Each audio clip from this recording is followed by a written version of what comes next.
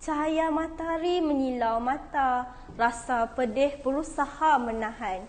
Lafaz bismillah pembuka kata, gelanggang syarahan saya mulakan. Assalamualaikum warahmatullahi wabarakatuh dan salam sejahtera kepada barisan panel hakim yang adil lagi bijaksana, guru-guru dan rakan-rakan yang disayangi sekalian. Pada hari yang indah ini, izinkan saya, Kasrina binti Muhammad Fazli, untuk menyampaikan tajuk syarahan yang bertajuk Menghayati Sebuah Kemerdekaan. Para hadirin sekalian, negara kita telah mengecapi kemerdekaan sejak tahun 1957. Kini, negara bakal menyebut kemerdekaan yang ke-65 bertemakan Keluarga Malaysia Teguh Bersama. Apabila kita menyingkapkan sejarah lalu, para pejuang tanah Melayu telah berkorban sepenuh jiwa dan raga demi mempertahankan tanah air yang tercinta. Membebaskan tanah air dari cengkaman penjajah menuntut pengorbanan dan kesungguhan yang wajar kita kenang dan hargai hingga hari ini. Sebagai penduduk negara yang bertuah ini, marilah kita menzahirkan rasa syukur atas nikmat keamanan, kesejahteraan dan kedamaian dengan menjadi hamba yang taat kepadanya. Firman Allah Subhanahu Wa Taala dalam surah Ibrahim ayat 7.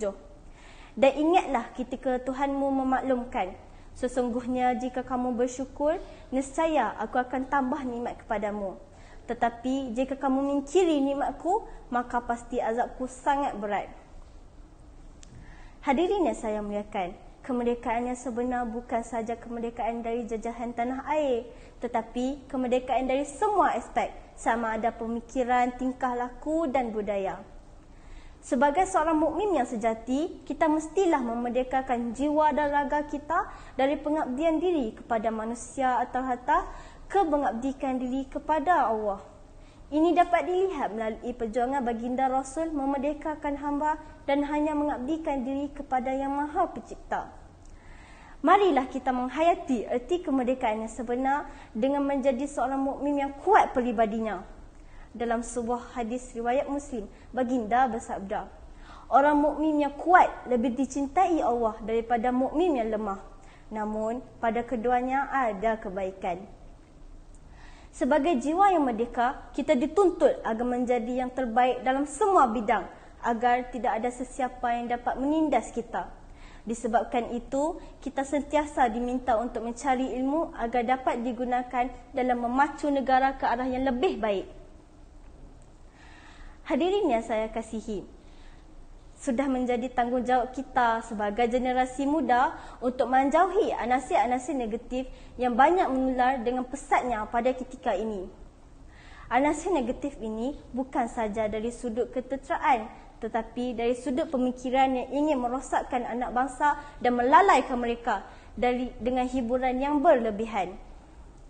Seiring perkembangan teknologi, kita haruslah berdaya saing dalam meningkatkan ilmu pengetahuan dan menguasai kemahiran digital bagi membentuk generasi yang kompeten menghadapi cabaran masa kini. Hadirin yang saya hormati, ayo kita menyahut seruan tema kemerdekaan pada tahun ini, Keluarga Malaysia Teguh Bersama, dengan hidup dalam keadaan harmoni, saling kenal mengenal dan meraihkan perbezaan pendapat dan mengelakkan sentimen perkauman yang boleh membawa ke perpecahan. Firman Allah dalam surah Al-Hujurat ayat 13. Wahai manusia, sungguh kami telah menciptakan kamu dari seorang laki-laki dan seorang perempuan. Kemudian kami menjadikan kamu berbangsa-bangsa dan bersuku-suku agar kamu saling mengenal. Janganlah disebabkan perbezaan pendapat meruntuhkan perpaduan yang selama ini utuh dan akhirnya merugikan generasi yang akan datang.